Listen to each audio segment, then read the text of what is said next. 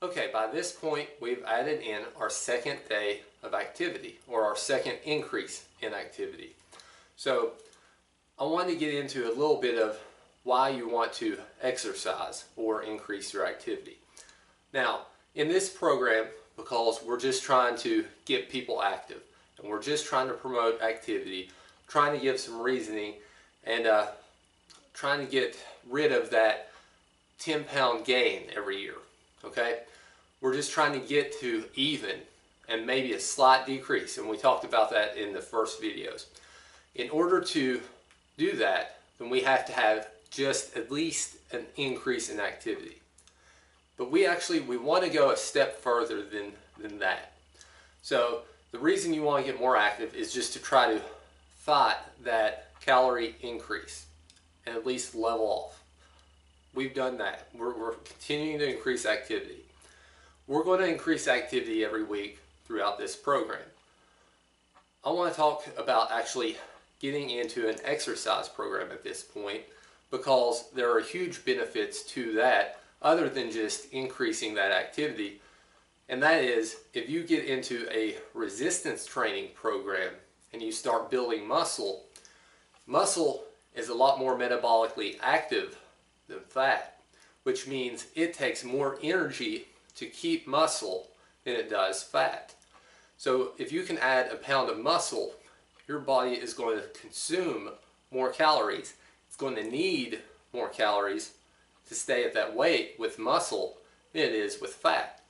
So if you could lose 10 pounds of fat and put on 10 pounds of muscle, you might be at the same weight, but your body is going to need more calories to keep the muscle on your body and utilize that muscle, because it's more active metabolically than fat. It's going to need more calories. It's going to take more fuel in order to have that muscle function on a day-to-day basis. So by increasing muscle mass, you can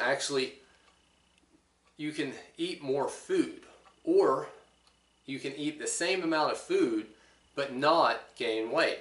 So if I'm a 200-pound person and I'm eating at my caloric balance, but I gain 10 pounds of muscle, I'm going to need more energy in order to keep that muscle than I would if I gained 10 pounds of fat.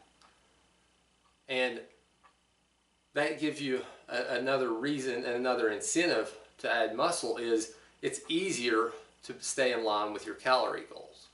So, strength and resistance training is a huge factor in that.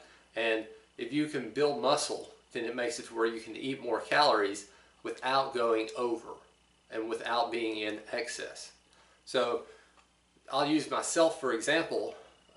At 190 to 200 pounds, I can usually consume about 2,800 calories a day without being out of balance. I'm actually at an equilibrium, and it keeps me to where I get a good amount of food, and I can have a pretty varied diet without having to worry about adding weight.